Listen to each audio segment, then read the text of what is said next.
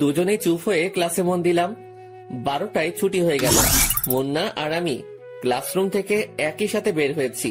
কিন্তু অবাক করা বিষয় হলো আজকে ত্রিধাকে আর কলেজে দেখতে পেলাম না। অন্যদিন তো গেটের সামনে দাঁড়িয়ে থাকে, কিন্তু আজ সে কলেজের কোনো জায়গায় নেই। অবশ্য যে মেডিসিন দিয়েছি তাকে, তারপর তো থাকার কথা না। দূর, থাকলে থাকুক, না থাকলে নাই, আমরা আমাদের মতন চলে যাই। চল বাসায় চলে যাই। ওমা, এটা কি বলতে হবে নাকি? হ্যাঁ, কলেজ শেষ অবশ্যই বাসায় যাব। না, তুই অন্য কিছু করার প্ল্যান করেছিস? আরে না, তেমন কিছুই না। চল বাসার দিকে রওনা। তারপর মুন্না আর আমি একসাথে রওনা হলাম। মাঝপথে সে উল্টো রাস্তায় চলে গেল তার বাড়ির পথ ধরে, আর আমি আমার মতো বাসায় চলে এলাম। বাসায় বলতে তিন্নিদের বাসায় আর কি। বাসায় যেতে তিন্নি বলল, সোজা আম্মুর রুমে চলে যাচ্ছি। তিন্নির কথা শুনে অবাক হয়ে গেলাম। কিন্তু তাকে কিছু জিজ্ঞেস না করে সোজা আন্টির কাছে চলে গেলাম। আন্টি, আপনি কি আমার খোঁজ করেছেন? আমার কাছে এসে বস। আন্টির কথা মতন তার কাছে গিয়ে বসলাম, কিন্তু আমাকে অবাক করে দিয়ে জাপটে জড়িয়ে ধরে কান্না করে দিল। আমি হা করে তাকিয়ে আছি ওনার দিকে। হঠাৎ এই মামের কি হলো কে জানে। আন্টি, কি হয়েছে বলুন তো? তিন্নির আম্মু আকাশের কথা শুনে তাকে ছেড়ে দেয়। তারপর পিছন থেকে আকাশের মানিব্যাগটা বের করে আকাশের হাতে দেয়। এটা তো আমার মানে, যা আমি রুমে রেখে গিয়েছিলাম কলেজে যাওয়ার আগে, কিন্তু আপনি এটা আমায় দিচ্ছেন কেন? কারণ আমি রুম গোছাতে গিয়ে তোর মানিব্যাগটা সামনে পড়ে, তারপর শুধু হাতে নিতেই মানিব্যাগের ভিতরে সাজিয়ে রাখা একটা ছবি চোখের সামনে দেখতে পাই। আন্টি, আমায় যেই মা লালন পালন করে আমার আসল মা, তুই কি কখনো কি করে খোঁজ করবি? ছবি, আর সেই ছবি দিয়ে একটা মানুষকে কি খুঁজে বের করা সম্ভব নাকি? আর তাছাড়া এতদিনে মানুষটা বেঁচে থাকলে তার চেহারার কতটা পরিবর্তন ঘটেছে সেটা আল্লাহ ভালো জানেন। এই ছবি দিয়ে একটা মানুষকে খুঁজে বের করা অসম্ভব, তাই আর খোঁজ করিনি। ছিঁড়ে দিতে কেন আন্টি? কি করেছি? কারণ তোর কাছে যেই ছবি আছে সেই ছবির মানুষটা হলাম আমি, আর এই ছবিটা আমার বিয়ের পর তোর বাবা তুলে দিয়েছিল। আন্টির মুখে এমন কথা শুনে পায়ের নিচ থেকে যেন মাটি সরে গিয়েছেন মতন অবস্থা আমার। আমি হাঁ করে তাকিয়ে আছি টিনার দিকে। আমার কলিজা বুক করে যাচ্ছে। কি রে, মাকে জড়িয়ে ধরবি না? এবার মা বলে তুমি এতদিন আমায় কেন খোঁজ করনি? তোমার ছেলের কথা কি তোমার একবারও মনে পড়েনি? বাবা, মনে করলো কি করবো বল? তোর বাবা তোর ছোট বোনকে বিয়ে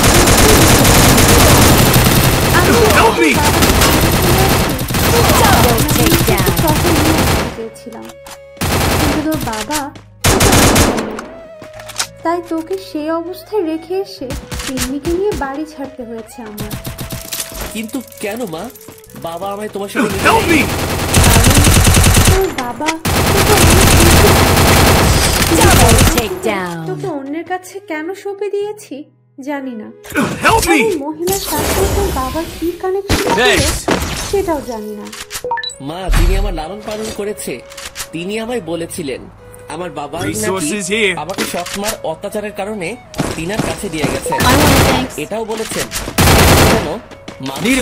মানুষ বানায়। কিন্তু বাবা, তোকে মানুষ বানাতে গিয়ে একদম এতিম করে দিল মানুষটা। মা, তোমাদের তো পেয়ে গেছি। এখন তো আর এতিম নই আমি। আমার মাকে আমি পেয়ে গেছি, আমার বোনকে আমি পেয়ে গেছি। খোদার কাছে লক্ষ কোটি শুকরিয়া তার জন্য যে আমার সন্তান আমার কোলে ফিরে এসেছে। আর তিন্নি, তুই কোথায় রে? এই তো মা, এই রুমে। তাড়াতাড়ি তার মায়ের কাছে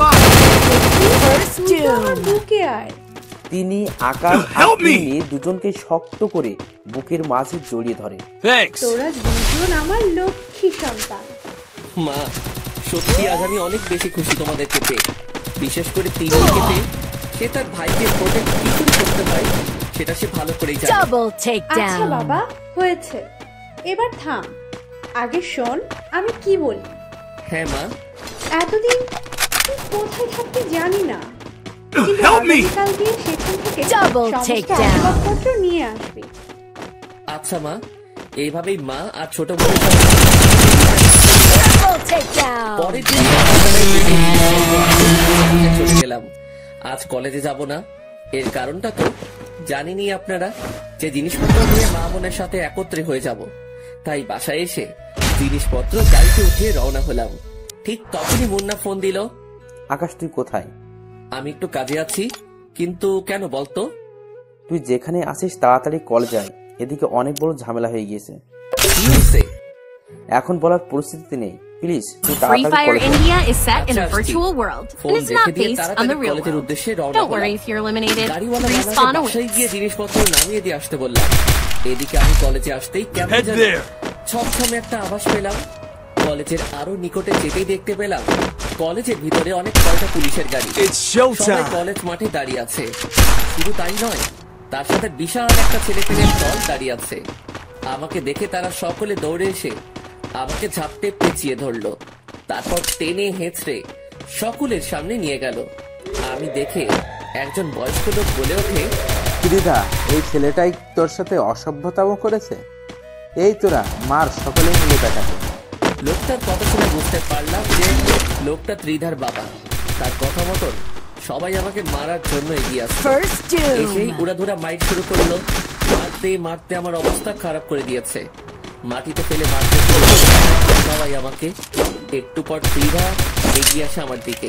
কিরে ছোট ছোট বাচ্চা, গতকাল তো অনেক সাহস দেখিয়েছিল, কিন্তু ভেতর দোকানের মতো মারছিস কেন? এখন তোর সেই সাহস কোথায়? আজ তোকে আমার হাত থেকে কেউ বাঁচতে পারবে না। ভালো করে Double দেখ, takedown. কত মানুষ এসেছে আমার পক্ষ হয়ে, বিশেষ করে তুই ভালো আমার সাপোর্টে এসেছে। এবার পালিয়ে যাবি কোথায়? মায়ের খেয়ে শরীরের কন্ডিশন খারাপ, কিন্তু মেয়েটার কথা শুনে বেহায়ের মতন হেসে দিলাম। হাই রে, তুই আমাকে হুমকি দিচ্ছিস? তুই কি এটা জানিস যে আমি ক্ষমতা দেখানো শুরু করলে এখানে পুলিশ পালিশ কেউই থাকবে না, সবাই উল্টো দিশা ধরে পালাবে। Hey there. একটাই কথা বলি, খেলোয়াড়দের মন মর্জি সবসময় হয় না, কিন্তু যখন তাদের মন মর্জি হয় তখন তারা একাই পুরো মাঠ ফেলে দিয়ে আসে। আর সেখানে তোরা আমায় জোর করে খেলার মাঠে নামিয়ে দিয়েছিস। তাহলে ধরে নে, আজ সব কটার কপালে দুঃখ টেনে এনেছিস তোরা। 1 থেকে 3 পর্যন্ত গণনা করব, তার সাথে সাথেই এখানে কিয়ামত ঘটে যাবে। আমি গণনা করতে শুরু করলাম। 1 থেকে 3 গুনতেই পুরো কলেজের হুলিয়াই বদলে গেল। যাকে যাকে ছেলে পেলে আসতে শুরু করলো। এত ছেলে পেলে দেখে সবাই হা করে তাকিয়ে আছে তাদের দিকে। কিরে, এত ছেলে পেলে কার পক্ষ হয়ে এসেছে? আমার পক্ষে যারা আসার তারা তো এসে গেছে। তাহলে ধরে নে সেগুলো আমার ছেলে পেলে। আয় ছোট লোক, তোর পক্ষ নিয়ে এত ছেলে পেলে আসবে কেন? আর তুই আমাকে ভয় দেখাচ্ছিস? আরে পাগলি, তোকে ভয় দেখাতে আমার এত মেহনত করার দরকার পড়বে না। তুই আমার পরিচয় পেলে এমনিতেই পায়ে এসে হুমড়ি খেয়ে পড়বি। আর বাকি রইল ছেলে পেলের কথা, তারা তো তোদের কিয়ামত ঘটাতে এসেছে। মানে কি এসবের? মানেটা একটু পরে বলে যাবে বলে এক লাফ দিয়ে উঠে দাঁড়িয়ে গেলাম। ঠিক তখনই ত্রিধার বাবা চেঁচিয়ে বলে উঠল, এই ছেলে, তুই কি আমাদের ভয় দেখাচ্ছিস? তুই কি জানিস না আমি কে? আরে রাখেন, আপনার মতো বহু এসেছে আর গিয়েছে, কিন্তু কেউ টিকতে পারেনি। আর তাছাড়া আপনার মেয়েও তো নাকি রংবাজ গ্যাংয়ের নাম করা নেতা, তাকে গুনার সময় নেই। সেখানে আপনি কে তা দেখে আমার কি আসা যায়? এই বেয়াদব ছেলে, তুই কিন্তু অনেক বাড়াবাড়ি করে ফেলছিস। বেয়াদবির এখনো কিছুই দেখেননি ভালো করে, এবার দেখবেন। এই তোরা তোদের কাজ শুরু করে দে। আকাশের পক্ষ হয়ে তিদার চেয়ে 3 গুণ বেশি ছেলেপিলে এসেছে। তার স্বাদের সিগন্যাল পাওয়ার সাথে সাথে হকি, রিক স্টিক, চাইনিজ কুড়াল, আবার কেউ মেশিন হাতে নিয়ে খেলার মাঠে নেমে পড়ে। তখনই পুলিশ আকাশের ছেলেপিলেকে বাধা দেয়। আর পুলিশের যে সিনিয়র কর্মকর্তা আছে সে আকাশের কাছে এসে আকাশের কলার ধরে ফেলে। এই ছেলে, কে রে তুই? আর তুই ছেলে পেলের বড়াই কাকে দেখাচ্ছিস? তুই কি জানিস আমি কে? তা তোর সামনে যে মুরব্বী দাঁড়িয়ে আছেন তিনি কে? পুলিশ অফিসারের কাণ্ড দেখে First doom. মেজাজটা পুরো চটে গেল। এই অফিসার, কলার থেকে হাত নামা। কি তুই আমার সাথে বেয়াদবি করছিস? আজ তো তুই শেষ। এবার মেজাজ আরো চটে গেল। ঠিক সেইভাবে দাঁড়িয়ে থেকে পা পিছনে নিয়ে গিয়ে পুলিশ অফিসারের তলপেট বরাবর সজোরে এক লাথি মেরে দিলাম। লাথি খেয়ে পুলিশ অফিসার কয়েক হাত দূরে গিয়ে মাটির উপরে ছিটকে পড়ল। দেখি এবার কার ক্ষমতা আছে Double এসে সামনে দাঁড়া। takedown. দিদার ছেলেপিলে ভয়ে চুপচাপ দাঁড়িয়ে আছে, কারণ আকাশের হয়ে যেই ছেলেপিলেগুলো এসেছে তাদের সব কয়টার হাতে ভয়ঙ্কর ভয়ঙ্কর অস্ত্র। অন্যদিকে পুলিশ অফিসার এখনো তেজ দেখে যাচ্ছে। এই থানাওয়ালারা, আপনারা তাকিয়ে তাকিয়ে কি দেখছেন? হ্যাঁ, বেটাকে ধরে গিয়ে নিয়ে গাড়িতে উঠান। অফিসারের I need কথা মতো equipment. পুলিশগুলো এগিয়ে আসে আকাশকে গ্রেফতার করার জন্য, কিন্তু আকাশের ছেলেপিলে এবার পুলিশগুলোকে মারতে শুরু করে। এক ভয়ঙ্কর রক্তযুদ্ধ শুরু হয়ে গেছে মতন অবস্থা কলেজ মাঠে। দ্বিধা, তার বাবা এবং কলেজের সকল ছাত্রছাত্রী আকাশের দিকে হাঁ করে তাকিয়ে আছে। আকাশের ছেলেপিলে পুলিশকে মারতে মারতে সব কয়টার অবস্থা খারাপ করে ফেলেছে। ঠিক তখনই হুড় করে কলেজের গেট দিয়ে অনেক কয়টা গাড়ি প্রবেশ করে। আর্মির মেজর এবং অনেক বড় বড় বড় কর্মকর্তারা এসেছে কলেজে। আর্মির মেজর গাড়ি থেকে নেমে এই এখানে কি আর্মির মেজরের কথা শুনে ইহার বাবা বলে, স্যার, এই ছেলেটা আমার মেয়ের সাথে অসভ্যতা করেছে। শুধু তাই নয়, যে আমাকে ক্ষমতার হ্যাডাম দেখাচ্ছে। এই মিস্টার রোজ, আপনার কি মাথা Double ঠিক নেই? takedown. আপনি কি জানেন যে আপনি কাকে কি বলছেন? আমি যদিও আপনার সাপোর্ট এনেছি, কিন্তু এই ছেলেকে আমি ভালোভাবেই চিনি। আপনি এই ছেলেকে Enemy মারার জন্য spotted. এত দলবল নিয়ে এসেছেন। আপনি কি জানেন এই ছেলে Help me. গলা ফাটিয়ে একবার ডাক দিলে ছেলে পেলে ভেঙে চুরে আসবে। মানে কি মেজর সাহেব? মনে হলো আপনাদের সামনে নর্মাল বেশভূষে নিয়ে দাঁড়িয়ে আছে ছেলেটি। সে কোনো সাধারণ ছেলে নয়, সে হলো বাংলাদেশের সবচাইতে মারাত্মক টিম রংবাজ, যাকে সবাই এক নামে চিনে। এই ছেলে সেই রংবাজ গ্রুপের হেড। আপনার মেয়েও এই ছেলের তৈরি করা রংবাজ গ্যাংয়ের পাওয়ার নিয়ে আকাশে ওড়ে। তার এই রংবাজ গ্যাং প্রশাসনের জন্য কাজ করে। যেখানে আমার আইন লঙ্ঘন করেও মানুষ ন্যায় দিতে পারেনি, সেখানে এই রংবাজ গ্যাং আমাদের হয়ে কাজ করে। শুধু তাই নয়, এই রংবাজ গ্যাং আন্ডারওয়ার্ল্ডের Double অনেক ফেমাস। takedown. রংবাজ গ্যাং এবং এই ছেলে আন্ডারওয়ার্ল্ডের নিজের একটা পরিচয় বানিয়ে নিয়ে ফেলেছে, যে অনেক বড় বড় কর্মকর্তারাও এই ছেলের কথায় উঠবোস করে। আর আপনি সেখানে এই ছেলেকে মারার জন্য দলবল নিয়ে এসেছেন। আপনি কি জানেন এই ছেলে যদি একবার সিদ্ধান্ত করে ফেলে যে আপনাদের সব কয়টাকে এখানে মেরে ফেলবে, তাহলে আর বিপক্ষের আওয়াজ তোলার মতো কেউ থাকবে না। এত ভয়ঙ্কর এই ছেলে, এত ভয়ঙ্কর এই ছেলে। আকাশের বর্ণনা পেয়ে উপস্থিত যারা সেখানে ছিল সবাই হা হয়ে যায়, কারণ আকাশ এতটা ভয়ঙ্কর লেভেলের মানুষ যা তাকে দেখে এতদিন তো ভাবতেও পারে না। যে ছেলে কলেজের সব চাইতে নিম্নমানের একটা ছেলে ছিল, সে যে এত বড় মাফিয়া তা কোনোদিনও কল্পনাও করতে পারেনি কেউ, বিশেষ করে দ্বিধা। আর তার বাবার পায়ের নিচ থেকে যেন মাটি ছেড়ে গিয়েছে মতো অবস্থা। তাদের First doom. Double তারা takedown. এতটা সময় বা এত দিন যেই ছেলের সাথে টক্কর দিয়েছে সেই ছেলে শহরের নাম করা গ্যাংস্টার, যেটা তারা কোনোদিনই কল্পনাতেও ভাবেনি। সাথে সাথে ইধার বাবা দৌড়ে এসে আকাশের হাত কেটে ধরে। ভাই, আমাদের ভুল হয়ে গেছে। আমরা আপনার সম্পর্কে না জেনে এমন ব্যবহার করি, আমাদেরকে মাফ করে দিন। দিদার বাবার কথা শুনে আকাশের আরো রাগ উঠে যায়। সে দিদার বাবার গালে ঠাস করে কয়েকটা থাপ্পড় বসে যায়। আকাশের কর্মকাণ্ড দেখে সবাই অনেক ভয় পেয়ে যায়। সবাই চোখ পাকিয়ে আকাশের দিকে তাকিয়ে আছে, তারা যেন নিজের চোখের সামনে কোনো ভয়ঙ্কর হায়নাকে দেখে ফেলেছে। তোর মাকে দুষ্টি বাড়ি, তোরা পাওয়ারের অপব্যবহার কেন করিস জানোয়ারের বাচ্চা? একবার না দুইবার না, তোর মেয়ে অনেক কয়বার আমার উপরে প্রহার করেছে, কিন্তু আমি কোনো প্রতিবাদই করিনি। আর আজ তো পুরো 14 গোষ্ঠী নিয়ে এসেছি। আজ তোদের মাথায় Double takedown. তোদের জন্মের তিথি আকাশের হাতে থাপ্পড় খেয়ে তিধার বাবা চুপচাপ সেখানে দাঁড়িয়ে আছে। আর আকাশ তিধার দিকে এগিয়ে যায়। তারপর তার চুলের মুঠি ধরে তিধার গালের মধ্যে কষে অনেক কয়টা থাপ্পড় লাগিয়ে দেয়। কিরে, এখন তোর ক্ষমতা কোথায় রে? গল্প নিয়ে না এসেছিস তুই? দেখি, সাহস থাকলে একটা ফুলের টোকা লাগিয়ে দেখা আমার গায়ে। আকাশ, আমার ভুল হয়ে গেছে। আমি তোমার সম্পর্কে না জেনে অমনটা করেছি। শ্রীধার কথা শুনে রাগের মাত্রা এবার নিজের কন্ট্রোল ছাড়িয়ে গেল। একটা ঝালে লাগিয়ে দিলাম। এই জানোয়ার, তোকে জানা নিয়ে কি আসে যায় রে? হ্যাঁ, তোরা কি নিজেকে ছাড়া অন্য কাউকে মানুষ মনে করিস না? না বাপের টাকায় কোটাঙ্গিগিরি করিস দেখে বাকি মানুষদের মানুষ বলে মনে হয় না? কোনটা? তেমন কোনো কিছুই না। তাহলে কি? হ্যাঁ, এত অহংকার কিসের তোদের? আমার যা সম্পত্তি আছে তার সামনে তোর বাবার সম্পত্তি আমার প্রস্রাবের বরাবর। তাহলে কিসের জন্য তোদের এত গরিমা?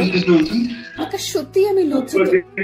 তোর কাছে লজ্জা শরম বলতে কোনো কিছু আছে না? আমার পবিত্র ভালোবাসাটাকে গেম বানিয়ে দিলি। আমার নীরবতাকে তোরা দুর্বল ভেবে নিজের প্রয়োগ করলি আমার উপরে। সর্বশেষ এসে বলছিস লজ্জিত। আসলে কি জানিস, তোর মধ্যে মনুষ্যত্ব আর লজ্জার কোনো কিছুই নেই। তোরা মানুষ নয়, যেখানে আমি তোদেরকে চাইলে প্রথম দিনই উপরে পাঠিয়ে দিতে পারতাম। সেখানে তুই এক এক সময় এক এক ভাবে অত্যাচার করেছিস আমার উপরে। কই, আমি তো গ্রহণ করিনি কখনো তোদের উপরে। কিন্তু এইবার করার কারণ হলো তোরা অনেক ওভার করে ফেলেছিস। তাই তোদের মতন 2 টাকার চাকরকে হিসাব নিকাশ বুঝিয়ে দিলাম। আকাশের কথা শুনে তিধা এবং তার বাবা মাকে নিয়ে রেখেছে। আর প্রশাসনিক কর্মকর্তা যারা ছিল তারা হা করে তাকিয়ে আছে আকাশের দিকে। আকাশ আজ পুরো ক্ষেপে গিয়েছে। কেউ তার কাছে গিয়ে তাকে শান্ত করার মতন সাহস দেখাতে পারে। কথার পরে সবাই আকাশকে ভালো করে চিনে ফেলেছে। কলেজ মাঠে এত মানুষ থাকার পরেও জায়গাটা একদম নিশ্চিত হয়ে গেছে, কারণ কোনো সাউন্ড নাই। তখনই আকাশ আবার বলে ওঠে, এই বিয়াদব, আমার চোখের সামনে থেকে 1 মিনিটের মধ্যে দূর হবি। অনেক রংবাজি দেখিয়েছিস জীবনে, কিন্তু এটা কখনো ভাবিসনি যে তোর থেকেও দুনিয়াতে অনেক বড় বড় রংবাজরা বেঁচে আছে। তাদের পাশে একবার করলে তোর খেলা শেষ হয়ে যাবে। তিধা চুপচাপ সেখানে দাঁড়িয়ে আছে। তার কলিজাটা ভয়ে চুপসে আছে। যে সে ভুল না, হয়তো তার আজকে এই দুর্দিন দেখতে হতো না। কিরে, তুই এখন আমার চোখের সামনে দাঁড়িয়ে আছিস কোন সাহসে? এবার কিন্তু পা থেকে জুতো খুলে মারতে শুরু করবে। আকাশের কথা শুনে তিধা তাড়াতাড়ি সেখান থেকে চলে যায়। তিধার সাথে তার বাবা এবং সকল ছেলেপেলে চলে যায়। তখন আস্তে আস্তে আর্মির মেজর আকাশের দিকে এগিয়ে আসে। আকাশ ভাই, প্লিজ আর রাগ করিয়েন না। ওরা না জেনে আপনার সাথে এমন বিয়াদবি যা করে ফেলেছে। ওরা যদি আপনার সম্পর্কে জানতো তাহলে হয়তো সেই দুঃসাহস কোনোদিনই করতো না। এত পরিমাণে উঠে গেছে যে সহ্য করতে না পেরে চোখ দিয়ে পানি বের হয়ে গেল। মেজর সাহেব, তারা যদি আমার মারতো তাহলে হয়তো আমি কোনোদিন প্রতিবাদও করতাম না, কারণ আমি ওদিককে পিছনে ফেলে এসেছি। কিন্তু সেই মেয়েটা তো আমার মন নিয়ে জঘন্য খেলা খেলেছে, তাই আজকে প্রতিবাদ না করে থাকতে পারলাম না। ভাই, সত্যি এটা অনেক বড় অন্যায় হয়ে গেছে আপনার উপরে। কিন্তু ভাই, প্লিজ আপনি ঠান্ডা হন। আর কে কোথায় আসেন? একটু পানি নিয়ে আসেন তো আকাশ ভাইয়ের জন্য। কথা মতন একজন পানির একটা বোতল এনে মেজরের হাতে দেয়। আকাশ ভাই, নিন, এটা খেয়ে নিন আপনি। আর আমি কথা দিচ্ছি, আজকের পর আপনার সকল জিম্মেদারি আমার। আমি নিজে তরকারি করে দেখবো কে আপনার সাথে টক্কর দিতে চায়। কার এত বুকের বড় পাটা। চিন্তা করতে হবে না, আশা করি আজকের পর আমার সাথে টক্কর করার মতো দুঃসাহস। আচ্ছা ভাই, আপনার যেমন ইচ্ছে তেমন করুন। অনেকটা সময় কথা বলে সেখান থেকে চলে আসলাম। আর্মির মেজর চলে গেল, আর আমি আসার সময় মুন্নাকে সাথে করে নিয়ে এসেছি। সে আমার থেকে দূরত্ব বজায় রেখে হাঁটছে। কিরে, কি হয়েছে তোর? এত দূরে দূরে হাঁটছিস কেন? আকাশ, তোর সাথে থেকে তোকে এতদিনও চিনতে পারলাম না। আর তার চাইতে বড় কথা হলো তুই অনেক বড় মাপের একজন মানুষ, তাই তোর থেকে দূরত্ব বজায় রেখেছি। কি, তোরও থাপ্পড় দিতে ইচ্ছে হয়েছে মনে হয়? বন্ধুত্বের মধ্যে বড় ছোট হয় না, সেটা কি তুই জানিস না? হ্যাঁ জানি, কিন্তু তবুও। তোর তবুওর গুষ্টি মারি, নর্মাল ভাবে চলাফেরা কর, না হয় তো তুইও আমার খারাপ রূপ দেখবি। আরে তুই এত রেগে যাচ্ছিস কেন? হ্যাঁ, রাগের কাজ করলে রাগবো না তো কি করব? হ্যাঁ আচ্ছা হয়েছে, থাম এবার। আমি নর্মাল ভাবে চলছি তোর সাথে। হ্যাঁ এবার ঠিক আছে। আচ্ছা শোন, আজকের মতন বাসায় চললাম। আমার একটু বাসা পরিবর্তন করা নিয়ে ঝামেলায় আছি। ফ্রি হয়ে তোর সাথে যোগাযোগ Free করবো। Fire India is set. আচ্ছা ঠিক আছে। মুন্না চলে গেল আর আমি আমার মতন বাসায় চলে গেলাম। বাসায় গিয়ে দেখি আম্মু আমার আসবাবপত্র গোছগাছ করছে। আম্মু আমাকে দেখতে পেয়ে বলল, যাক বাবা, তুই এসেছিস, ভালো হয়েছে। আচ্ছা শোন, আমি অনেক কিছু গোছগাছ করেছি, এবার তুই একটু সামলাই দিকটা, কারণ আমার অফিসে নাকি কিছু হালকা পাতলা কাজ বাকি আছে। কিসের কাজ মা? আরে তুই জানিস না যে আমি একটা ছোটখাটো চাকরি করি, সেখান থেকে ফোন দিয়েছে আর কি। মা তোমার চাকরি করতে হবে না। ও পাগল, কি বলিস না তুই এসব? আমি চাকরি না করলে ঘর সংসার চলবে কি করে, আর ঘরের ভাড়া দিবে কি করে? মা তোমার ছেলে এখনো মরে যায়নি, তুমি আজকে চাকরি থেকে রিজাইন করে আসবে। আর আমি আপনাদের বললাম Double তোমার ছেলের অর্থ takedown. সম্পদ কম নেই, সো তোমার কষ্ট করতে হবে না। আর সন্তানদের জন্য তুমি খালি বাসায় বসে বসে আল্লাহ বিল্লাহ করবা। আচ্ছা বাবা ঠিক আছে, তোর যেমন মর্জি। মা তিন্নি কোথায়? সে তো কলেজে গিয়েছে, আজ নাকি কলেজে কি যেন ফাংশন আছে, বিকাল হবে নাকি আসতে আসতে। আচ্ছা ঠিক আছে, তুমি তোমার কাপড় গুছিয়ে ফেলো। তিন্নি আসতে বিকালেই আমরা নতুন করবো। আর লোকজন এসে সামাপত্র নিয়ে যাবে। আচ্ছা ঠিক আছে। মায়ের সাথে কথা বলে রুমে চলে গেলাম। বিকেল বেলায় তিন্নি আসলে তাকেও বলে দিলাম সামানাপত্র গোছগাছ করতে, যে আমরা নতুন ফ্ল্যাটে উঠব। তারপর রাতের মধ্যেই নতুন ফ্ল্যাটে উঠে গেলাম। লোকজন সামানাপত্র নতুন বাসায় উঠিয়ে দিয়ে গেছে। First কাল two. কোন জিনিস কোথায় সাজাতে হবে জিনিস সাজিয়ে দিয়ে যাবে। নতুন বাসায় উঠে অনেক টায়ার্ড, কারণ সামানাপত্র প্যাক করতে অনেকটা ধকল গেছে নিজের উপরে। রাতের বেলায় একটা রুম নিয়ে Double অনেক খুশি takedown. আমি যে আমার মা বোনকে নিয়ে আমি স্বপ্নের কুটিরে উঠেছি। শুধু তাই নয়, মা বোনকে নিয়ে নতুন একটা পরিবার হওয়াতে অনেক আনন্দ হচ্ছে ভিতরে। এসব নিয়ে কল্পনা করতে করতে ঘুমিয়ে গেলাম। অন্যদিকে হয়ে গিয়েছে, বালিশের সাথে মুখ গুজে কান্না করছে। তার ভিতরটা যেন কষ্টে ফেটে যাচ্ছে।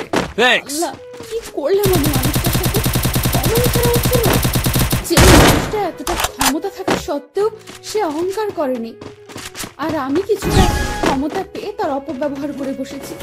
যেই মানুষটা চাইলেই অনেক আগে আমাকে মেরে মাটির নিচে চাপা দিয়ে দিতে পারতো, আর আমি সেই মানুষটার উপরে চলে এসেছি। শুধু তাই নয়,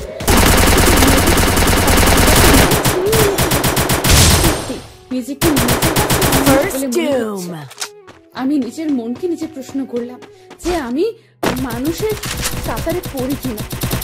আমার মন আমায় তিরস্কার করছে যে আমি মানুষ নামে কলঙ্ক।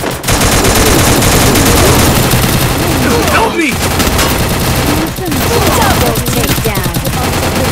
কারণ এত ক্ষমতা থাকা সত্ত্বেও তার অপব্যবহার করেনি, বরং ক্ষমতার বলে নয়, মন দিয়ে ভালোবেসে গিয়েছে সেই মানুষটা আমাকে। আর আমি তার মতন মহান মানুষটাকে নিয়ে এমন জঘন্য খেলা খেলেছি। দ্বিধা Double takedown. আকাশের ভালোবাসা বুঝতে পেরে অঝরের চোখে জল ঝরাচ্ছে। কিন্তু একটা কথা আছে না, যে মানুষ সামনে গেলে কোনো কিছুর মর্ম দেয় না, দূরে গেলেই তার মর্ম বুঝে। আজ দ্বিধার ক্ষেত্রেও সেটা হয়েছে। আকাশ দূরে চলে যাওয়ায় সে তার মর্ম বুঝতে পারছে, কিন্তু সে আজ মানুষটার মর্ম বুঝলেও সেই মানুষটা তার ধরাছোঁয়ার অনেকটা বাইরে চলে গিয়েছে। সে আজ কেন্দ্র কেটে মরে গেলেও আকাশ হয়তো তার জীবনে আর ফিরে আসবে। দ্বিধা ফুপিয়ে ফুপিয়ে কান্না করছে আর পাগলের মতন প্রলাপ করছে। ও আকাশ, প্লিজ তুমি আমায় ক্ষমা করে দাও। আমি সত্যি অনেক বড় ভুল করে ফেলেছি। আমি সত্যিকারের ভালোবাসা কি সেটাই আসলে উপলব্ধি করতে পারিনি। আসলে আমি না হয়তো নিতে পারতাম। সে সেটাকে সাইডে রেখে দিয়ে ভালোবেসেছো, সেখানে আমি সামান্যটুকু ক্ষমতা দিয়ে নিজেকে হাওয়ায় ভাসিয়ে দিয়েছি। তোমার সাথে ভালোবাসা নামে একটা গেম খেলেছি, আর সেই প্রতারণার কারণে আমার দশা। কিন্তু আমার এখন যে তোমাকে চাই, Double আমার তোমাকে ছাড়া আর takedown. কিচ্ছু চাই না। তোমার টাকা পয়সা পাওয়ার এসব কিচ্ছু না থাকলেও আমার চলবে। আমি তোমার সাথে করে সংসার করতে রাজি। ও প্লিজ আমার ক্ষমা করে দাও। Double তিদার কান্নায় takedown. যেন তার চারপাশের দেওয়ালও নীরবে কাঁদছে। আর অন্যদিকে আকাশ তার উপরে তার সকালবেলায় আকাশ ঘুম থেকে উঠতেই তার মা এসে চা দিয়ে যায়। বাবা নে, চা এনেছি তোর জন্য, উঠে চাটা খেয়ে নে। হ্যাঁ মা, উঠছি। মায়ের ডাকে উঠে পড়লাম। তারপর ফ্রেশ হয়ে এসে চাটা খেয়ে কাজে লেগে পড়লাম। কাজে লেগেছি বলতে বাসার জিনিসপত্র গোছাতে মানুষ ঠিক করেছি। তারা সকালবেলায় এসে পড়েছে, তাই তাদেরকে একটু দেখিয়ে শুনিয়ে দিতে হবে সমস্ত কিছু। Free Fire India is set in a virtual world. It is not based on the real world. সমস্ত কিছু Don't worry if মোটামুটি you're eliminated. সাজানো গোছানো Respawn শেষ। awaits. বিকাল 5টায় কাজের লোকদের বিদায় করে ফ্রেশ হয়ে রুমে আসলাম। রুমে এসে বালিশের পাশ থেকে ফোনটা হাতে নিতেই অবাক হয়ে গেলাম, কারণ অপরিচিত একটা নাম্বার থেকে 600 মিস কলটা তারও জীবনে বাস্তবে ঘটেছে। এটা দেখে যেন মাথার সেন্স পুরো নড়ে গেল। সারাদিন কাজে থাকায় ফোনটা হাতে নিতে পারিনি। ফোনটা বালিশের পাশে রেখেই নিচে চলে গিয়েছিলাম, কিন্তু এসে যে এতগুলো মিস কল দেখতে পাবো তা কোনোদিনও কল্পনা করতে পারিনি। ফোনটা হাতে নিতেই আবারও ফোনটা বেজে উঠলো। ফোনটা রিসিভ করে, হ্যালো, কে বলছেন? অপর পাশ থেকে কান্নার আওয়াজ কানে ভেসে আসলো। এই, কে আপনি? আর কান্না করছেন কেন? First doom. তুমি ফোনটা কেটে দিও না, তোমার সাথে আমার একটু কথা আছে। মেজাজটা খারাপ হয়ে গেল দিদার নামটা শুনতেই। এই যে, আপনি আবার আমায় ফোন দিয়েছেন কোন কারণে? আমি না আপনার ফোন নাম্বার ব্লক করে দিয়েছি, তো ভিন্ন নাম্বার দিয়ে এতগুলো ফোন করার কারণ কি? আকাশ প্লিজ, আমি তোমার কাছে ফিরে যেতে চাই। Double takedown. তোমার সাথে এমনটা করে। কি? Thanks. আপনার মাথা টাথা কি খারাপ হয়ে গেছে নাকি? না কোন রকমের নেশা করেছেন আপনি? আমি ঠিক আছি, আর আমি সত্যি বলছি যে আমি তোমার কাছে ফিরে যেতে চাই। বাহ, আবার নতুন কোনো ফোন দিয়ে এসেছেন আমার জন্য? আপনি না গতকালই আমার মারার জন্য অনেক কয়জন ছেলে পেলে নিয়ে এসেছেন, কিন্তু আজ কি করে চাকা উল্টে ঘুরে গেল? Hey there. তোমার মারতে এসেছি ঠিকই, কিন্তু সত্যি বলতে তোমার সততার প্রেমে পড়ে গিয়েছি আমি। তোমার ভালোবাসার প্রেমে পড়ে গিয়েছি আমি। যেই মানুষটার পাহাড় সমান ক্ষমতা থাকা সত্ত্বেও সে পাহাড়ে হেঁটে হেঁটে সফর করে, আমি সেই মানুষটাকে লাইফ পার্টনার হিসেবে চাই। আকাশ, আই লাভ ইউ। এই যে মিস ত্রিধা, আমি আপনাকে জাস্ট ঘৃণা করি। আপনার মতন প্রো গেমারের মুখও আমি দেখতে চাই না। আর সেখানে আপনাকে ভালোবাসা তো আকাশ চুম্বি কথাবার্তা। প্লিজ আকাশ, তুমি আমায় মেনে নাও। আমি সত্যি তোমার মনের মতন হয়ে যাব। তুমি আমায় যেইভাবে চলতে বলবে আমি ঠিক সেইভাবে চলাফেরা করবো। তাও প্লিজ তুমি আমায় মেনে নাও। এই নাটকের মঞ্চ বন্ধ করেন। আমি আপনার মতন জঘন্য মানুষের মুখও দেখতে চাই না। আমি যেমন আছি তেমনটাই ভালো আছি। কোনো কান্নাগিনীকে দরকার নেই আমার লাইফে। আমি ফোনটা First রাখলাম। doom. আজকের পর আমার নাম্বারে যেন ফোন না আসে। যদি ফোন আসে তাহলে কিন্তু আমার খারাপ রূপটা আমি দেখিয়ে দিব। তারপর ত্রিধার মুখের উপরে ফোনটা কেটে দিলাম। রাগে শরীর ফেটে যাচ্ছে। ভেবেছিলাম হয়তো কেউ কোনো দরকারের জন্য এত কয়টা ফোন করেছে আমায়, কিন্তু এখন তো দেখি এতগুলো ফোন দিয়েছে। এখন কেন রে চোখের জল ফারাচ্ছিস? তখন কই ছিল তোর এই ভালোবাসা? যখন আমিও কেঁদেছিলাম, খোদা নিজের হাতে বিচার করেছে তোর। এসব নিয়ে ভাবছিলাম, তখনই আম্মু এসে ডাক দিল। বাবা, একটা কথা বলতাম তোকে। হ্যাঁ মা, বলো। বাবা, জানি তোকে এখন এসব বলা ঠিক হবে না, কিন্তু তাও বলছি, কারণ সারাদিন তোর উপর অনেক ধকল গেছে। তাছাড়া তোর কাছে এখন কোনো চাহিদা রাখাটা কেমন যেন দেখায়। তুই এমনিতে যা করেছিস আমাদের জন্য। আরে বা কি হয়েছে, বলবে তো নাকি? বাবা, আসলে তিন্নির একটা ভালো ফোন দরকার। তার ম্যাডাম নাকি মাঝে মাঝে সাবজেক্টের টপিকগুলো নেট থেকে নামিয়ে পড়তে বলে, তখন সে নাকি ফাইলগুলো নামাতে পারে না ভালো ফোন না থাকায়। বাবা প্লিজ, তুই কিছু মনে করিস না। আমার কাছে 9,000 টাকা জমানো আছে। তুই তার সাথে কিছুটা টাকা অ্যাড করে তিন্নিকে একটা ভালো ফোন দিয়ে দে না বাবা। মা, তুমি একটা ফোনের জন্য তোমার ছেলের কাছে এভাবে মিনতি করছো কেন? তোমার ছেলের কোনো কিছুতে তো কমতি দেয়নি আল্লাহ, তাহলে তারপরেও কেন এভাবে মিনতি করছো তুমি? আমি কি তোমার ছেলে নই? বাবা প্লিজ ভুল বুঝিস না তুই আমায়। আসলে নতুন বাসা নিবি, একটু জীবিতে আছিস হয়তো, সেটা নিয়ে একটু চিন্তা হচ্ছিল, তাই আর কি। বললাম তো আল্লাহ তোমার ছেলেকে কোনো কিছুতে কমতি দেয়নি। আর তোমার টাকা তোমার কাছেই রাখো, কারণ তোমার ছেলে তার বোনকে একটা ফোন কিনে দেওয়ার ক্ষমতা রাখে। শুধু একটা কেন, 1000টা ফোন কিনে দিলেও তার টাকা পয়সা ফুরাবে না। সো তিন্নিকে বলো রেডি হয়ে থাকতে, আমি একটু পরকে মার্কেটে নিয়ে গিয়ে ফোন কিনে দিব। আচ্ছা বাবা, আর সত্যি তুই আমার জন্য খোদার দেওয়া স্পেশাল একটা গিফট। মুচকে একটা হাসি দিলাম। মা চলে গেল। সত্যি, মা বোনের জন্য কিছু করতে পেরে খুশি লাগছে, কারণ সবাই মা বোনের জন্য কিছু করার ক্ষমতা রাখে না। হয়তো রাখলে পয়সা করির সমস্যা পারে না। কিছুক্ষণ পর তিন্নির কাছে গেলাম। তিন্নি, রেডি হয়েছিস তুই? হ্যাঁ ভাইয়া, আমি রেডি। আচ্ছা চল আমার সাথে মার্কেটে। আর তুই ফোন কিনবি সেটা তুই আমাকেই বলতে পারতিস। ভাইয়া আমার নিজের কাছে অনেক ছোট লাগছিল, তাই আমি সরাসরি গিয়ে তোকে বলতে পারিনি। আরে কিসের ছোট? হ্যাঁ, তুই আমার একমাত্র ছোট বোন। তোর জন্য কিছু করতে পারলে তো নিজেরই খুশি লাগবে, আর সেখানে তুই আচ্ছা শোন, আমাকে সবার একটা নিয়ে মার্কেটে চলে গেলাম। ভাইয়া তুই চয়েস করে দে আমায় কম দামের মধ্যে একটা। এই কম দামের মধ্যে চয়েস করবো মানে কি? পয়সা নিয়ে চিন্তা করছিস মনে হয়। না ভাইয়া, আমার ততটা ভালো ফোন লাগবে না, আমার আপাতত কাজ সারার মতো একটা হলেই চলবে। লাগাবো তোকে এখন। ভালো দেখে একটা ফোন চয়েস কর।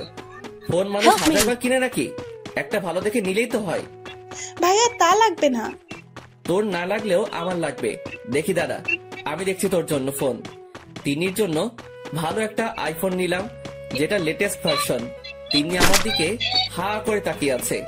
ভাইয়া সত্যি তুই আসলে দুনিয়ার সবচাইতে সেরা একটা ভাই আমার। হয়েছে, চল এবার রেস্টুরেন্টে যাব।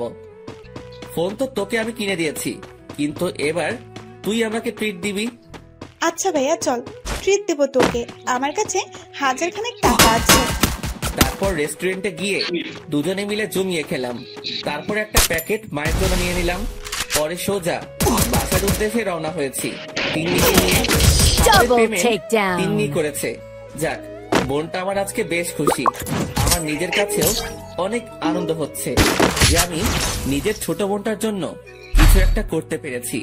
বাসায় এসে তিন্নি মাকে ফোনটা দেখালো। মা, ভাইয়া আমায় 1 লক্ষ টাকা দিয়ে ফোন কিনে দিয়েছে। তিন্নির মুখে এত টাকার কথা শুনে তার মা হা হয়ে যায়। বাবা এত টাকা দামের ফোন? মা, একটাই মাত্র বোন আমার, আমার চয়েস তার জন্য সব তাই বাবা, এত টাকা খরচ না করলেই পারতি। মা বাদ দাও তো, নিজের বোনকেই তো দিয়েছি। আর শোনো, আমরা বাহির থেকে খেয়ে এসেছি, তুমি খাবারটা খেয়ে নাও। আচ্ছা। মা বোনের সাথে দিন ভালোই কাটতে লাগলো। পরের দিন সকালবেলায় ঘুম থেকে উঠে কলেজে চলে গেলাম। কলেজে গিয়ে দেখি মেঘনা গেটে দাঁড়িয়ে আছে আমার জন্য। কিরে, কাজ শেষ হলো বাসার? হ্যাঁ, সমস্ত কিছু শেষ মোটামুটি। তবে মুন্না আমার মা বোনের ব্যাপারে এখন ভালো করে কিছুই জানে না। আচ্ছা চল ক্লাসে যাই। তারপর মুন্না আর আমি ক্লাসে চলে গেলাম। দেখতে দেখতে সবকটা ক্লাস শেষ হয়ে গেল। পরে মুন্নার সাথে ক্লাস থেকে বের হয়ে গেলাম। ক্লাস থেকে বের হতে দেখি ত্রিধা ক্লাসের সামনে দাঁড়িয়ে আছে। সে আমাকে দেখতে পেয়ে আমার কাছে এসে কলার ধরে টানতে টানতে নিয়ে গেল। আকাশ, আমার তোমাকে চাই। কিন্তু আমার তো আপনাকে চাই না। তো শুধু আমার পিছনে পড়ে থাকিয়েন না, আমি সারা 2 মিনিটও সময় নিব না। পরে কিন্তু আপনারই ক্ষতি হবে। তোমার কোনো ক্ষতি করতে হবে না, আমি প্ল্যান নিয়েছি। ব্যাগ থেকে ছুরি বের করে হাতের রগের উপরে চেপে ধরে। এবার বলো, তুমি কি আমায় আপন করে নেবে, নাকি আমি হাতের মধ্যে পোস্ট বসিয়ে দিব? ত্রিধার কাণ্ড দেখে মেজাজ ডাঙ্গায় উঠে গেল। এই মেয়ে তুই মরলেও কি বাঁচলেও কি, তোর সাথে আমার কোনো সম্পর্ক নেই। Double তোর যা চাই কর, Triple আমার takedown. কিছু আসবে যাবে না। তোর যা করার তুই কর। চললাম। আকাশ তার মতন হাঁটা দিল তিদাকে রেখে। অপরদিকে তিদা ছুরি চালিয়ে দিয়েছে, তবে সেটা তার হাতে নয়। সে পিছন থেকে গিয়ে আকাশের শরীরে ছুরি দিয়ে আঘাত করে বসে। সাথে সাথে আকাশের শরীর ক্ষত হয়ে যায় আর সেখান থেকে চিৎচির করে রক্ত পড়তে শুরু করে। তিধার এমন কর্মকাণ্ড দেখে আকাশ হা করে তাকিয়ে আছে তিধার দিকে। আর তিধা অট্টহাসি হাসছে আকাশের দিকে। আকাশ যেন এই হাসির পিছনে রহস্য খুঁজে পাচ্ছে না। কি আছে এই হাসির পিছনে, নাকি এটা তিধার কোনো নতুন চাল, কিছুই বুঝে উঠতে পারছে না সে। এরই মধ্যেই তিধা আরেকটা ভয়ঙ্কর রকমের কাণ্ড ঘটিয়ে বসে। সে এবার নিজের হাতের রগের মধ্যে ছুরি চালিয়ে দেয়। First doom. চোখে তাকিয়ে আছি ত্রিধার দিকে। কি ঘটছে কিছু যেন বুঝে উঠতে পারছি না। সবকিছুই যেন মাথার উপর দিয়ে যাচ্ছে। দুজনের হাত দিয়েই চুইয়ে চুইয়ে রক্ত পড়ছে। কি অবাক চোখে তাকিয়ে আছো কেন? আমি তো মরে গেলেও তোমার কিছু না, তাই হাতের রক কেটে দিয়েছি নিজে। অবশ্য তোমার ছুরি চালিয়েছে অন্য কারণে, তুমি আমার না হলে অন্য কারো হতে দেব না আমি তোমাকে। কিন্তু আঘাত করার পরক্ষণেই ভাবলাম সেখানে অধিকার আমার নেই, তাই ছুরিটা সেখানে চালাইনি। আর আশা করি এতে তোমার তেমন কিছু হয়ে যাবে না। মেয়েটার কথা শুনে আরো রাগ উঠে গেল। তুই বললে মর না, আমার কেন আঘাত করলি তুই?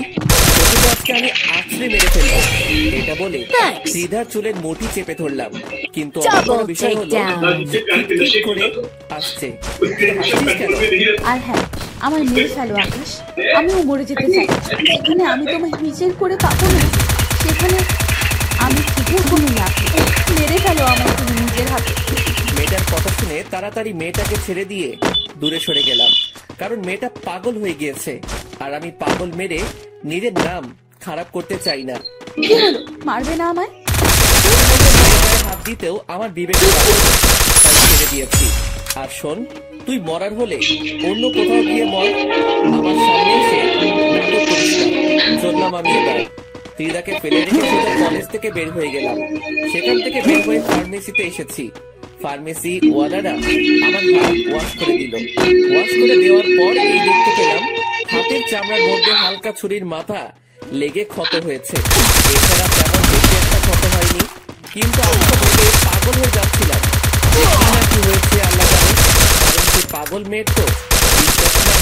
Double bandage takedown. করে বাসায় চলে গেলাম। সেদিনের মতন আর ক্লাস করা হলো না। বাসায় যেতেই তিন্নি চেঁচামেচি শুরু করে দিল হাতে ব্যান্ডেজ রেখে। এই ভাইয়া, তোর হাতে কি হয়েছে রে? আরে তেমন কিছু না, সামান্য একটু চোট পেয়েছি। ভাইয়া, তুই আমাকে পাগল ভেবেছিস নাকি? তুই কি মনে করেছিস আমি কিছুই বুঝি না? কি বুঝিস তুই? হ্যাঁ ভাইয়া, তোর শরীরের অবস্থা দেখে ভালোই বুঝতে পারছি কি হয়েছে। তোর শার্টের কলার ধরে তোর ডানা হেসে পড়েছে। তাছাড়া তুই তো কলেজে গিয়েছিলি, তার মানে সেই মেয়ে তোর সাথে কিছু করেছে। তাড়াতাড়ি আমি আম্মুকে ডেকে আনছি। তিন্নি আকাশকে কিছু বলতে না দিয়ে তার মায়ের কাছে চলে গেল। একটু পর তিন্নি আর তার মা আকাশের কাছে আসে। আকাশ, তোর হাতে ব্যান্ডেজ কেন? আম্মু, একটু চোট পেয়েছি। একদম মিথ্যা বলতে আসছি না আমার। তিনি আমার সেই মেয়ের কথা বলেছে, আর তাছাড়া সেই মেয়ের জঘন্যতা সম্পর্কে আমি ভালো করে জানি। তো একবার এবার কি হয়েছে সেটা খুলে বল। মা, আসলে সেই মেয়েটা আবার ঝামেলা পাঠিয়েছে। কলেজে গেলে সে আমার সাইডে নিয়ে গিয়ে পাগলামো শুরু করেছে। এটাকে আমি ভালোবাসি, সে আমার কাছে আবার ফিরে আসতে চাই। শুধু তাই নয়, আগের সমস্ত কিছুর জন্য সে ক্ষমা চায়। কিন্তু আমি তাকে মেনে না নেওয়ায় সে আমার হাতে ছুরি চালিয়ে দেয় এবং নিজের হাতেও সে ছুরি দিয়ে আঘাত করে। তবে আমার বেশি একটা লাগেনি, হালকা জাস্ট ছুরির মাথাটা লেগেছে শুধু হাতে। কিন্তু সেই মেয়ে ছুরি, আল্লাহ জানে কি কাণ্ড ঘটিয়েছে। কি কাল নাগিনী মেয়ে আবার আমার না, এটা একটা সেই মেয়ে যে জঘন্য কাজ করেছে তারপর তার কোনো ক্ষমা হয় না। তুই ওই মেয়ের থেকে দূরে দূরে থাকবি, আর আমি আগামী 1 সপ্তাহের মাঝে তোর বিয়ে পড়িয়ে দেব। মায়ের কথা শুনে থতমত খেয়ে গেলাম। মা, বিয়ে? হ্যাঁ, বিয়ে। কেন, তোর কি কোনো আপত্তি আছে নাকি? না, আমার কোনো আপত্তি নাই। তোমার যেমন ভালো মনে হয় তুমি তেমনটাই করো। হ্যাঁ, এবার রুমে গিয়ে রেস্ট কর। আচ্ছা। তারপর রুমে চলে এলাম। এইভাবে দেখতে দেখতে 2 দিন কেটে গেল। আগামী 1 সপ্তাহ বিয়ে হওয়ার আগ পর্যন্ত কলেজে যাব না আমি। এর মাঝে মুন্না ফোন দেয়। তাকে সোজাসুজি বাসার ঠিকানা দেই, কারণ এবার তাকে সবটা বলা উচিত। মুন্না কিছুক্ষণের মাঝে চলে আসবে হয়তো। সে রওনা হয়ে গিয়েছে। কিছুক্ষণ পর সে বাসায় আসে। কিরে, এটা কার বাসা? আমার বাসা। মানে কি আকাশ, এত বড় বাড়ি? মানেটা বুঝলাম না। তারপর মুন্নাকে সমস্তটা খুলে বললাম। সত্যি বলছিস কি আকাশ, যে Free তুই Fire তোর মা India is বোনকে set- ফিরে পেয়েছিস? হ্যাঁ। আমার অনেক খুশি লাগছে রে, বিশ্বাস কর। আচ্ছা দাঁড়া, তোকে মায়ের সাথে পরিচয় করিয়ে দেই। তারপর আম্মুকে ডেকে সাথে পরিচয় করিয়ে দিলাম। পরে আম্মু মুন্নার সাথে কথা বলে রান্না সামলাতে চলে গেল।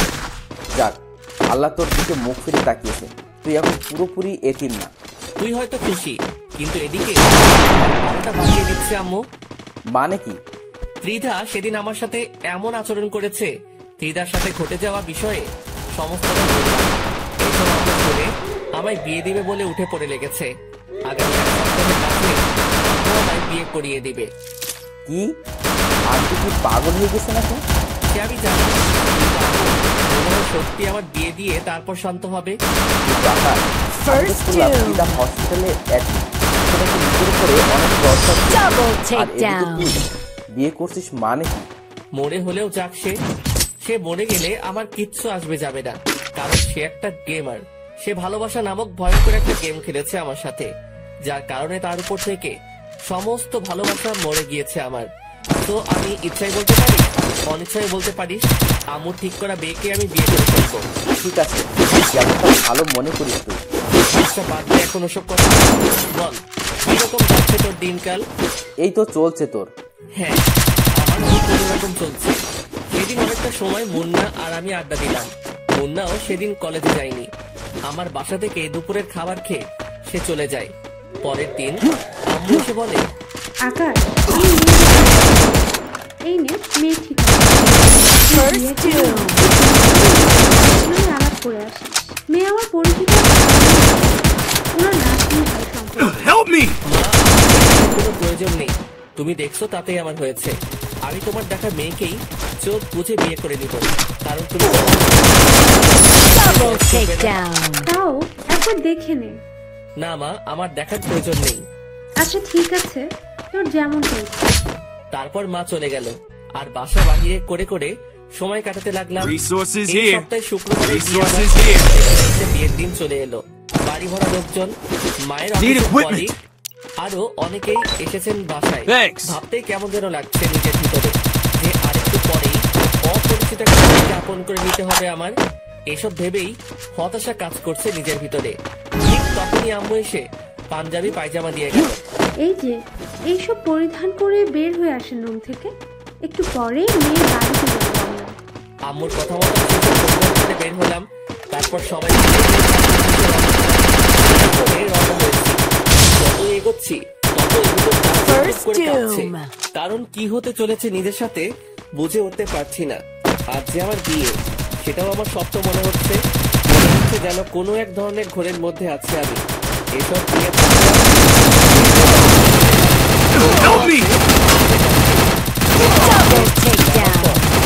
প্যানেলে আমায় বসিয়ে দিল লোকজন ধরে বলতে মেয়ের বাড়ির লোকরা বরের প্যানেল পর্যন্ত দিয়ে আসলো আমায়। আমি চুপচাপ সেখানে বসে আছি। মানুষজন কিছুক্ষণ পর পর ফোনের ক্যামেরা সেই লেভেলের বিরক্ত মুন্না আমার পাশেই স্টেজের সামনে দাঁড়িয়ে আছে। মুন্নার পকেটে থাকা ফোনটা বেজে ওঠে। ফোনটা রিসিভ করে কথা বলে। কে ফোন দিয়েছে কে জানে, কিন্তু সে কথা শেষ করেই এক লাফ দিয়ে উঠে গেল। মুন্নার এমন আচরণ দেখে আকাশ, তাড়াতাড়ি এখান থেকে আমার সাথে। দিদা নাকি গুনে গুনে নিঃশ্বাস ফেলছে, তার হাতে আর বেশি একটা সময় নেই। বড় পরে সাথী হয়ে যাবে কিছু সময়ের মাঝেই। তারপর যদি দরকার হয় এসে বিয়ের কাজ সম্পন্ন করিস। মুন্নার কথা শুনে কলিজাটা ধুপ করে কেঁপে উঠলো। সাথে সাথে বসা থেকে দাঁড়িয়ে গেলাম। কি বলছিস কি মুন্না তুই এসব? হ্যাঁ সত্যি বলছি, দিদা আর অল্প সময়ের মাঝেই পারে চলে যাবে। সে নিজেকে আজরাইল থেকে ভুলে গিয়েছে। সময় আজরাইল তার জান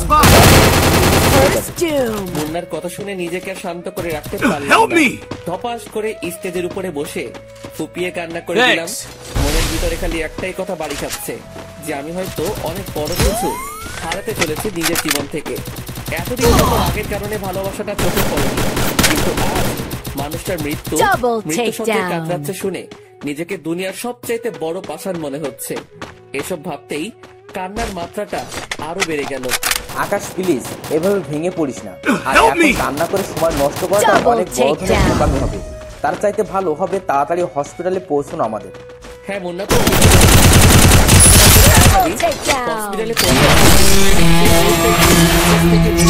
মুন্নার সাথে হসপিটালের উদ্দেশ্যে রওনা হলাম। বিয়ে বাড়ির সকলে হা করে তাকিয়ে আছে আমার দিকে। সবাই একটাই কথা ভাবছে যে বর এভাবে পাগলের মতো ছুটে কোথায় পালাচ্ছে, কিন্তু আমি আর পিছনে ফিরে তাকাইনি। মুন্নাকে সাথে নিয়ে সোজা হসপিটালে এসে উঠেছি। হসপিটালে এসে ত্রিধার কেবিন তালাশ করতে লাগলাম।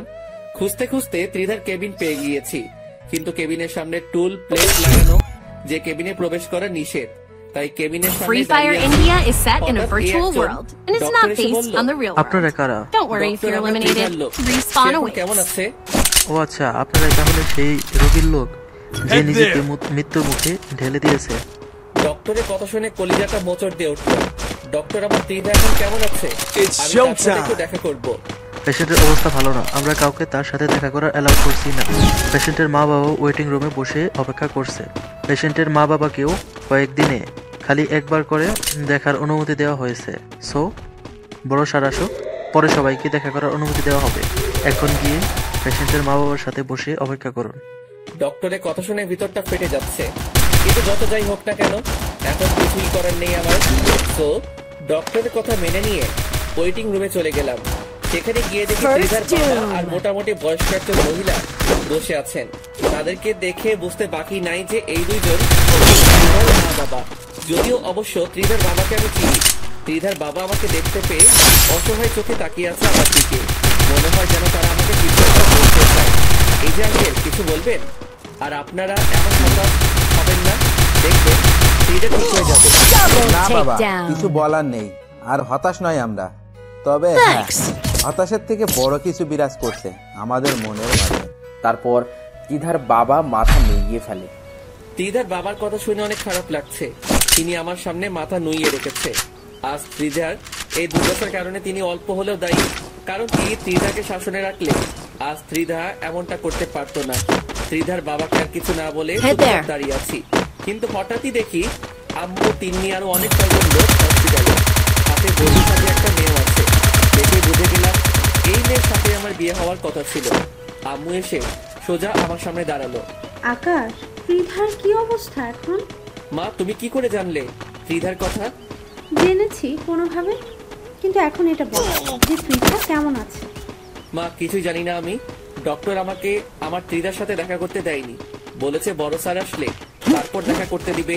তাই অপেক্ষা করছি, মায়ের সাথে কথা বলছি আর সাইলেন্টে কান্না করছি।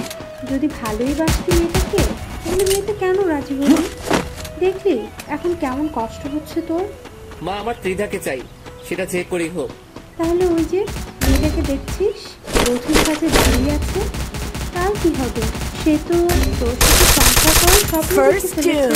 মা, আমি জানি না কিছু, আমার শুধু ত্রিধাকে চাই।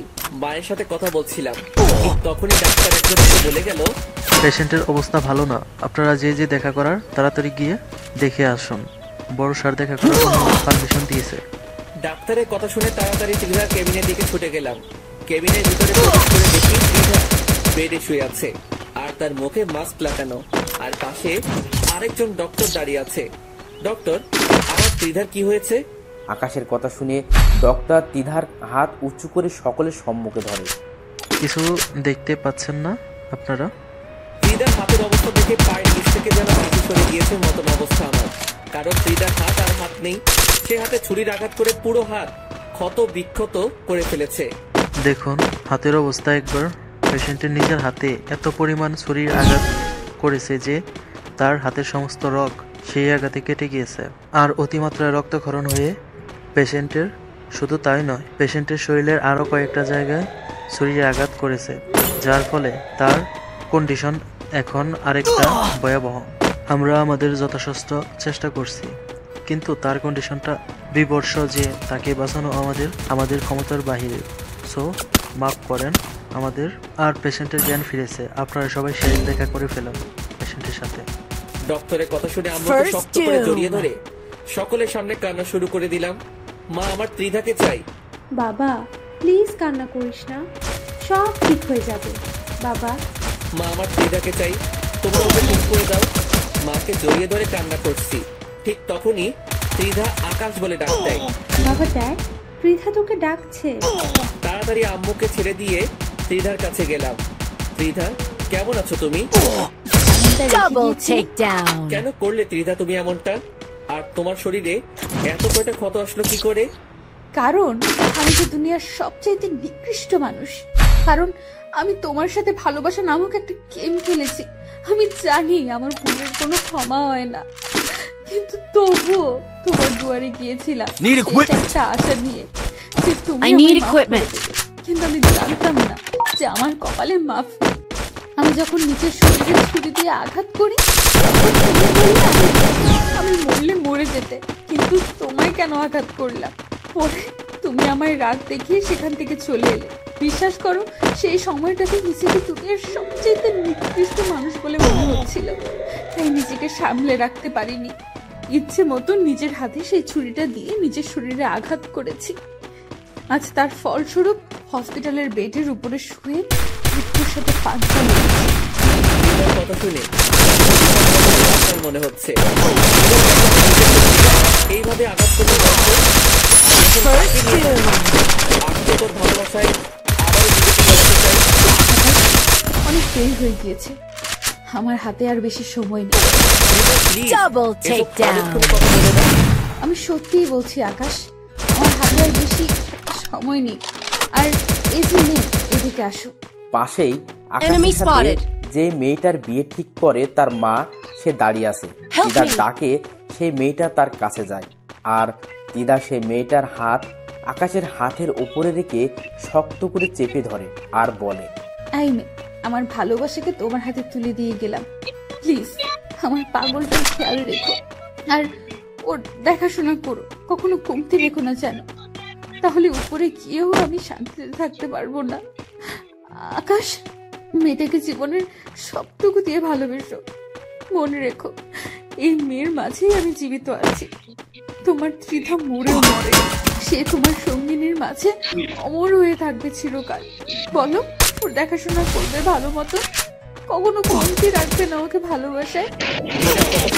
Double সমস্ত রক্ত যেন takedown. এক জায়গায় এসে জটলা পেকে গেছে। এক ঝাটকা দিয়ে ত্রিধার থেকে নিজের হাত ছাড়িয়ে নিয়ে সজোরে চেঁচিয়ে কান্না করে দিলাম। তারপর ত্রিধাকে জড়িয়ে ধরে পাগলের মতন বলতে লাগলাম, ত্রিধা প্লিজ আমায় একা করে দিও না, আমার তোমাকে চাই। আকাশ, তুমি কি রাখবে না আমার কথা?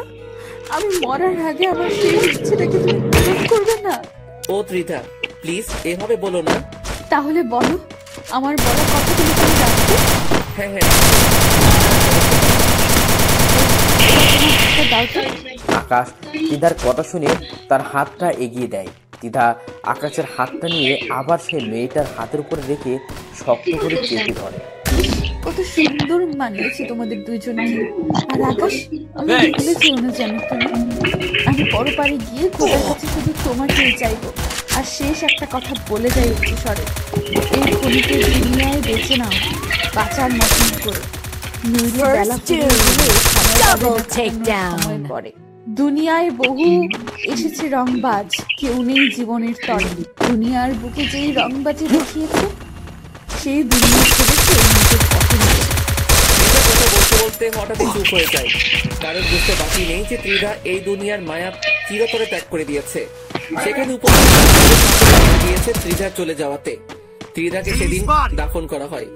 এভাবে কয়েকদিন কেটে যায়। পরে আকাশের আম্মু মিলির সাথে আকাশের বিয়ে করে যায়। সেই মেয়েটাকে আকাশের আম্মু আকাশের জন্য ঠিক করেছে, তার নাম মিলি। দেখতে দেখতে 4 মাস কেটে যায়, কিন্তু আকাশ এখনো ত্রিধার মৃত্যু থেকে বের হয়ে আসতে পারিনি। সে মিলিকে বিয়ে করেছে ঠিক, কিন্তু তার সাথে দরকার ছাড়া এক লজ্জ কথা বলেনি। একদিন রাতের বেলায় মিলি আর আকাশ বিছানায় শুয়ে আছে, তখন মিলি হুট করে আকাশকে জড়িয়ে ধরে। আকাশ থ্যাপড়া খেয়ে যায় মিলির কর্মকাণ্ড দেখে। সে চোখ পাকিয়ে মিলির দিকে তাকিয়ে আছে। কি হলো, আপনি এভাবে চোখ পাকিয়ে তাকিয়ে আছেন কেন আমার দিকে? এই না, তুমি কি আমার মনের অবস্থা দেখছো না? এই যে আপনিও কি আমার মনের অবস্থা দেখছেন না? না আপনার মাঝে কোনো অনুভূতি নেই? না নেই, আমার ভিতরে কোনো অনুভূতি, কারণ সব অনুভূতি ত্রিধার মৃত্যুর সাথে সাথে দাপন হয়ে গিয়েছে। এখন ছাড়ো তুমি আমায়। না আমি ছাড়বো না, কারণ আজ অনেক দিন হলো আমাদের বিয়ে হয়েছে, কিন্তু আপনি সেই একা একাই থাকেন, আমি এড়িয়ে চলেন। আমি কিন্তু ত্রিধা আপুকে বিচার দেবো আপনার নামে। এই মেয়ে, কি সব বলছো তুমি? হ্যাঁ সত্যি বলছি আমি। আপনি এখন আমায় জড়িয়ে ধরে আলো না, হয়তো ত্রিধা আপুকে বিচার দেবো আমি। আমি তোমায় জড়িয়ে ধরছি। শুধু জড়িয়ে ধরলেই হবে না, আমাকে আদরও করতে হবে, কারণ ত্রিধা আপু বলে গেছে সে আমার মাঝে জীবিত থাকবে। আর আজকে আমি না, ত্রিধা আপুর আদর চাই। মিলির মুখে ত্রিধার কথা শুনে ভিতরটা খুশিতে ভরে উঠলো। আচ্ছা মিলি, তোমার যা চাই আমি তাই দিব, কিন্তু একটা শর্তে। কি সত্য? তুমি কি আমার ত্রিধা হবে? তাহলে আমার দুনিয়ার সমস্ত সুখ আমি তোমায় বিলিয়ে দিব। হ্যাঁ হব তো, আপনি যেমন চাইবেন আমি ঠিক তেমনই হব, একদম আপনার মনের মতো। মেয়েটার কথা শুনে নিজেকে আর করতে পারলাম না। আজ 4 মাস মেয়েটাকে ইগনোর করে চলেছি, কিন্তু সে এখন আমার ত্রিধা হয়ে আমার সাথে সারা জীবন থাকবে। তাই আর দূরে রাখতে পারলাম না মেয়েটাকে। শক্ত করে নিজের বাহুদরে আবদ্ধ করে নিয়েছি মিলিকে। সরি, মিলি নয়, সে তো এখন থেকে আমার ত্রিধা। তাকে জড়িয়ে ধরে অনেক কয়েকটা চুমু এঁকে দিলাম। সে আমার ঠোঁটের উষ্ণতা পেয়ে শক্ত করে আমার বুকের মধ্যে গুজে বসলো। মেয়েটার বাচ্চামো দেখে ভিতরে খুশির জোয়ার বইছে। এবার আর নিজেকে গুটিয়ে রাখতে পারলাম না। মেয়েটার ঠোঁটের কাছে এগিয়ে গিয়ে ডুবিয়ে দিলাম নিজের ঠোঁট জোড়াকে। আজ আমি আমার ত্রিধাকে আদর করব, একদম নিজের সবকিছু দিয়ে তাকে আমি আপন করে নিব। মেয়েটাও দেখি খুশিতে আত্মহারা হয়ে গিয়েছে আমার আচরণে। কিন্তু হুট করেই মিলি আমার ঠোঁটে কামড় দিয়ে বসলো। এই, এটা কি করলে তুমি? আমি করিনি, এটা ত্রিধা আপু করেছে। কি? ত্রিধা আপু কামড়েছে। এত বড় রম্বাত হলে নিজে কামড়ে ত্রিধাকে ফাঁসিয়ে দিতে পারে? এটা দেখি তোমার পেয়েছি বলে আমিও মিলির ঠোঁটে আলতো করে একটা কামড় বসিয়ে দিলাম। আর মিলি নিজের দুহাত দিয়ে আমার বুকের মধ্যে খামচি দিয়ে ধরলো। ত্রিধার আচরণে বুঝতে পারলাম তার আরো ভালোবাসা চাই। এইটুকুতে তার মন ভরবে না, কি আর করা, আদরের মাত্রাটা আরো বাড়িয়ে দিলাম। তারপরে কি দেখেন, সমস্ত কিছু কি আপনাদের সঙ্গে খুলে বলবো নাকি? বলতে কিছু নাই নাকি? সবাই